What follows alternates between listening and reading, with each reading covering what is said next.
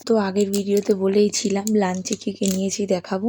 তো এই যে আমার আর আমার হাজবেন্ড জন্য একটু ভেজ বিরিয়ানি নিয়েছিলাম, সাথে রাজমা চাওয়ালও নিয়েছিলাম।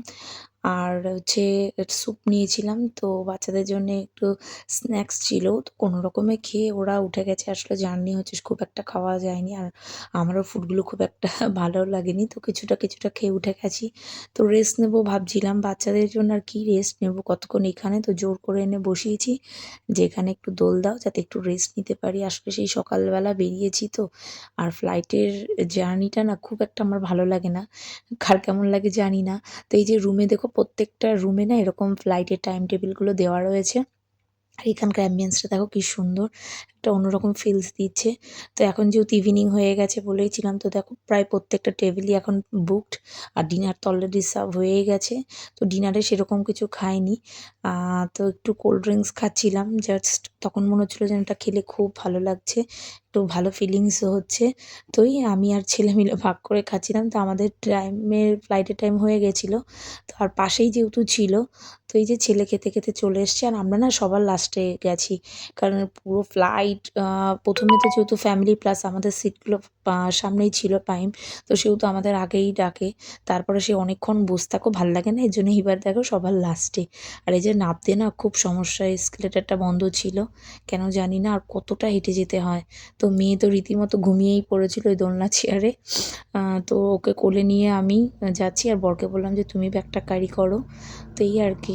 তো কোনো রকমে কতটা নিচে যেতে হলো দেখো, আর কতটা হাঁটতে হয় বড্ড মুশকিলেই। তো এই যে যাই হোক তাও একটু ভিডিও করছিলাম। তো মোটামুটি একটু কষ্ট হচ্ছিল এই ভিডিও করতে।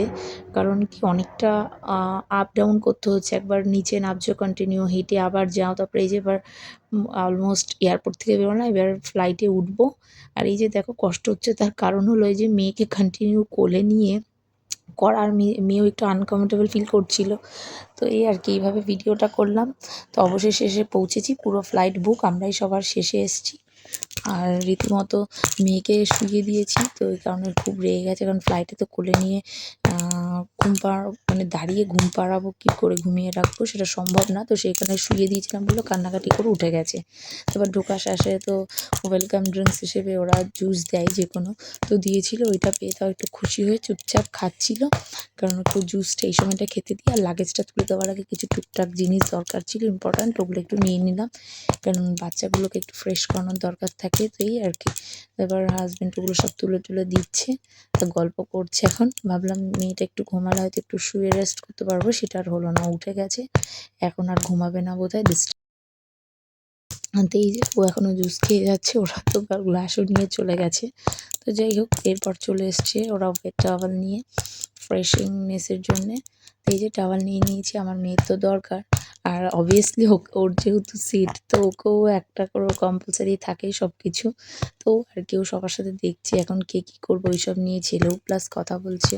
তো এইসব গল্প করতে করতে চলে যাচ্ছি। মনে নানা রকম এই টেনশন ও দুঃখ সব কাজ করছিল। এবার যাওয়া মানে একটা বাঁধা ধরা টাইমের মধ্যে সব কিছু কমপ্লিট করা, ছেলের স্কুল বলো, এদের টেক কেয়ার করা বলো, সেই একরকম লাইফ আর কি ডিল করতে হবে।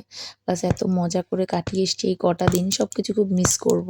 এই কটা দিন বেশ নিশ্চিন্তে থাকতাম, খেতাম, মজার খাবার, ঘুরতে যেতাম, গল্প করতাম, এইভাবে টাইম পাসিং করতাম। বাট এখন একটা নির্দিষ্ট টাইমের মধ্যে সব কিছু করতে হবে। তো যাই হোক মেনু কার্ড দিয়ে গেছে, মেয়ে তো খুব খুশি। আর মেনু কার্ডে কী ছিল দেখো, তোমাদের সবই দেখায়। ফ্রুট জুস থেকে আসাম টি বলো, গ্রিন টি, কফি, এভরিথিং সবই ছিল। এই যে মেইন কোর্সে দেখো কত সুন্দর তোমার নুডলসের একটা স্যালাড ছিল মেইন কোর্সে, চিকেন রাইস ছিল, প্লাস হচ্ছে তোমার ফিন্নি ছিল, তারপর হচ্ছে মালাইয়ের কোফতা ছিল, মালাই পালক কোফতা। তো মোটামুটি আমি অনেক এয়ারলাইন্সেই চড়েছি, আমার না বেশ ভালো লাগে এয়ার ইন্ডিয়ার খাবারগুলো। এছাড়া আছে কাতার এয়ারওয়েজও আমি বহুবার গেছি, ওখানের খাবারও ভালো দেয়। কিন্তু তাও আমাদের ইন্ডিয়ান খাবারের একটা আলাদা তৃপ্তি আছে। তো এই যে এবার আস্তে আস্তে প্লেনটা স্টার্ট করেই দিয়েছে। তো মিস করব খুবই ইন্ডিয়াকে। আবার সেই ১-১.৫ বছর পরের একটা লম্বা ব্রেকের পর আবার হয়তো ইন্ডিয়ায় আসবো। তো ইন্ডিয়া আসার সময় যে এক্সাইটমেন্টটা থাকে, যাওয়ার সময় না সেই এক্সাইটমেন্টটা তো থাকে না ঠিকই। অনেক বুক ভরা ভালোবাসা, ক্লান্তি সব কিছু যেন নিয়ে যায় এরকম মনে হয়। তো যাই হোক, আজকে সেই সকাল থেকে যেহেতু জার্নি করছিলাম আর ভাবছিলাম, দেখো এই অন্ধকারের মধ্যে লাইট ছাড়া আমরা কিছুই বুঝছি না। এরা যে প্লেন চালায় তারা কত কিছু করে চালায় দেখো, মানে অনেক কিছু। একটা এয়ারপোর্টে যে কত রকমের স্টাফরা থাকে কাজের জন্যে বা প্লেনের পেছনে। তো যাই হোক, আমাদের রানওয়ে থেকে হাঁটা শুরু করেছে, ফ্লাইট নামছিল কন্টিনিউ। এবার এই যে দেখো এমিরেটসের ফ্লাইটটাও নামছে। তো এই জন্য একটু মোটামুটি আমাদের প্লেনটা স্লোই হয়ে গেছে, কন্টিনিউ প্লেন উঠছে নামছে। আমাদের আগেও দেখি একটা মানে ফ্লাইট ছিল, রানওয়েটা যেহেতু বেঁকা। এবার এই যে দেখো আমাদের পেছনেও দুটো ফ্লাইট কন্টিনিউ দাঁড়িয়ে আছে। হ্যাঁ, তো মোটামুটি এই কারণে একটু লেট হচ্ছিল স্টার্ট করতে। তো এই যে আমরা ওদিক থেকেই এদিকে আর কি রাউন্ড হয়ে ঘুরে এলাম। তো এই যে এবার আমাদের ফ্লাইট স্টার্ট করে দিয়েছে, আর আমাদের যেহেতু সিটটা একদম প্রথমে ছিল, তো এই যে দেখো এখান থেকেই ডানা প্লাস এই যে বড় ফ্যানের এটা দেখা যাচ্ছে। তো একটু ভয়ও লাগে আমার, জানি না আগে ফ্লাইটে চড়তে খুব একটা ভয় লাগতো না, কিন্তু যবে থেকে না সেই ইংলিশ মুভিগুলো দেখেছি ফ্লাইটে একটু ভয় লাগে। তো যাই হোক, একটু শুয়ে নেওয়ার চেষ্টা করছিলাম, মেয়েকে ঘুম পাড়াচ্ছিলাম আর নিজেও একটু চোখ বন্ধ করে রিল্যাক্সেশনের জন্য ট্রাই করছিলাম। ঠিক সেই সময়ই চলে এসছে ফ্লাইটে খাবার, আর খাবার আসা মানেই তো খুব সমস্যা, কারণ আমার মেয়ে আছে। তো যাই হোক, খাবার দাবার তো সব ওরা নিয়েই এসেছে। এবার আমার ছেলে মেনু কার্ড নিয়ে দেখে দেখে এক একটা জিনিস ওর কোনটা পছন্দ সেটাও বলবে বলে বসেছে। এই যে চলছে কথাবার্তা। তো এই যে খাবারগুলোতে বললামই যেটা খুবই ভালো দেয়। তো আমি আস্তে করে মেয়ের ওখান থেকে না পাঁপড়টা সরিয়ে নিয়েছিলাম, কারণ আমি জানি কিছুই তো খাবে না, খেলে হয়তো পাঁপড়টা খাবে আর জুসটা খাবে। তো আমার ছেলে আমাকে জিজ্ঞাসা করছিল যে মানে আমার কোনটা দরকার মেনু কার্ড থেকে। তো ওর বাবাকে বলেছে, তো ওর বাবা ওই হিসেবে একটু কথা বলে নিচ্ছিল আর কি, কারণ ও খুব কোল্ড ড্রিঙ্কস খাওয়া গেছে, আর এমনিতে আমি তো খুব একটা খেতে দিই না। তো সেই কারণেই আর কি। তো যাই হোক, ভাবলাম যে না থাক, নিজেও খাচ্ছি, ভাল লাগছিল না, ওদেরও তো একটু ওরকম সমস্যা হচ্ছে, খাক গিয়ে। তো সেই কারণে মেয়েরও জুসের দরকার। তো এবার মেয়েকে তো দিতেই হবে। তো এবার ওর খুব ইচ্ছে ছিল যে না আমিও যেহেতু নিয়েছি কোল্ড ড্রিঙ্কস, ও কোল্ড ড্রিঙ্কস নেই, ও আর জুস খাবে না। ওর দাভাইও নিয়েছে কোল্ড ড্রিঙ্কস। তো ওকেও আর দিইনি, যেহেতু ও কন্টিনিউ খেয়েছে, তাই ওর জন্য আপেল জুস অর্ডার করেছিলাম আর আমি কোক নিয়েছিলাম। তো আর কি দেখো, সব খাবার ফেলে আগে ওইটাও বেছে নিয়েছে, কারণ আমি জানি ওটা ছাড়া ও কিছুই খাবে না। গোটা রোডে রাস্তায় যতবার আর কি ফ্লাইটে খাবার দিয়েছিল ততবারই ও শুধু জুসই খেয়ে গেছে। তো এই যে দেখো ফিরনি দিয়েছিল, যেটা খারাপ না, ভালোই ছিল, টেস্টি। আমি তো বলি ডেজার্টটা খুবই ভাল লাগে।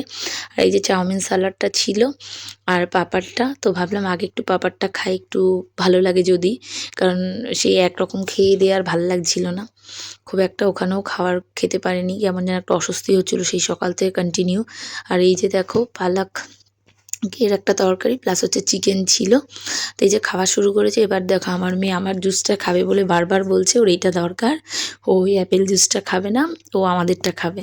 তো ওকে নানা রকমভাবে ভুলিয়ে রাখার চেষ্টা করছিলাম যে না এইটাই, এইভাবে আর কি করছিলাম, করে তাড়াতাড়ি আমারটা কমপ্লিট করে নিয়ে এবার একটু করে স্যালাড খাচ্ছি, মানে কোনটাতে একটু যদি ভালো লাগে এরকম একটা ব্যাপার লাগছিল।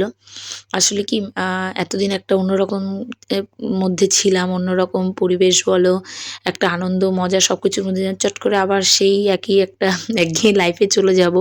ওই একটা টেনশন কাজ, তারপর বাড়িতে এসে বুঝতেই পারছো যেহেতু ঘরে কেউ থাকে না, সব কিছু ক্লিন করে করতে হবে। আর রাত্রেবেলা এসে পৌঁছাবো, খাওয়া দাওয়ার তো সেরকম ব্যবস্থা করতে গেলে রাতে আরও ঝামেলা, তার থেকে ফ্লাইটে খেয়ে আসাই ভালো। তো সেই কারণে অতটা খাওয়ার ইচ্ছে ছিল না, কিন্তু তাও খেয়ে নিয়েছি যাতে রাতে এসে খাওয়ার ঝামেলাটা আর করতে না হয়।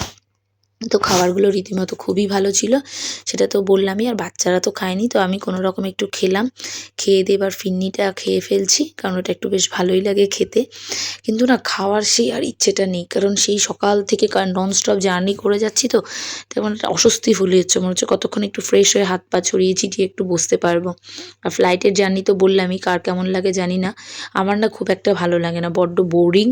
হ্যাঁ, হয়তো এখানে স্কিন ছিল না, কিন্তু স্কিন থাকলেও না আমার খুব একটা ভালো লাগে না। তো এই যে খাওয়া দাওয়ার পরে কেউ ঘুমাচ্ছে না, সবাই এদিক ওদিক ঘুরে বেড়াচ্ছে, মেয়েও ওর বাবার কাছে গেছে গিয়ে। তাই এই যে আমার জানলার পাশের ওই ডানাটা দেখা যাচ্ছে তো ফ্লাইটের, তো আমার জন্য কেমন একটা আরও অস্বস্তি হচ্ছে। তো যাই হোক, আমরা তো এসেই গেছি, প্রায় 5.5 ঘন্টার জার্নি কমপ্লিট হয়ে আসছে। এবার নাবার পালা। তো এই যে বলতে বলতে দেখো আমরা অলরেডি চলেও এসেছি। মেয়েকে একটু ঘুম পাড়ানোর চেষ্টা করেছিলাম, তো দেখেও ঘুমিয়েও পড়েছে। কারণ ফ্লাইটে খুব ডিস্টার্ব করছিল, যাতে একটু ঘুম পাড়িয়ে দিলে ভালো হয় আর কি। এই যে তো এবার চলে এলাম। তো এখানে না এখন অত একটা ঠান্ডা পড়েনি, কলকাতায় তো ঠান্ডা ছিলই। তো বেশ ভালোই লাগছিল মোটামুটি, কারণ জানি যে এবার থেকে মোটামুটি সব কিছু লাইফের স্টার্টিং শুরু। তো ফ্লাইটের জার্নিটা কমপ্লিট করে এবার জানি অনেকটা দূর হেঁটে যেতে হবে, তাই বরকে বললাম যে তুমি মেয়েকে কোলে নাও, আমি লাগেজগুলো টানবো, আমার কোনো অসুবিধা নেই। কিন্তু এতটা দূর মেয়েকে কোলে নিয়ে যাওয়াটা খুব মুশকিল, কারণ কি এই এয়ারপোর্টটা না অনেকটা বড়, আর এমন জায়গায় নেমেছি যে অনেকটা হাঁটতে হবে আমি জানি। তো সেই কারণেই আমি আর মেয়েকে কোলে নিলাম না, আমি বললাম আমিই লাগেজটা নিই। তো আমাদের যেহেতু কলকাতা থেকে ডাইরেক্ট ফ্লাইটে লাগেজগুলো ওরা নিয়ে নিয়েছিল, সেহেতু দেখলাম যে আমাদের লাগেজগুলো প্রথমেই চলে এসছে, অত একটা সমস্যা হয়নি। তো এই যে এবার গাড়ি বুক করে দিয়েছি, এসেও গেছে। তো এবার গাড়িতে উঠে এবার দেখো যাওয়া শুরু করেছি। আর বিশাল বড় এয়ারপোর্টের এরিয়াটা এখানে সব বিশাল বড় এরিয়া। তো এই যে দেখো এই পুরো এরিয়াটাই না এয়ারপোর্টের আন্ডারে। আর এই যে এগুলো সব হচ্ছে পার্কিং এরিয়া। আসলে কি এখানে যেমন ধরো গাড়ি তো কম বেশি সবারই আছে, এবার যেমন তো সেই কারণে সবাই আর কি ধরো কোথাও গেল, তখন কারোর গাড়ি দেখার অপশন না থাকলে এখানে রেখে যায়। তো যাই হোক, আজকের ব্লগটা এখানেই শেষ করলাম। যদি ভালো লাগে একটু লাইক কমেন্ট শেয়ার করে দিও। Bye bye. পর্বে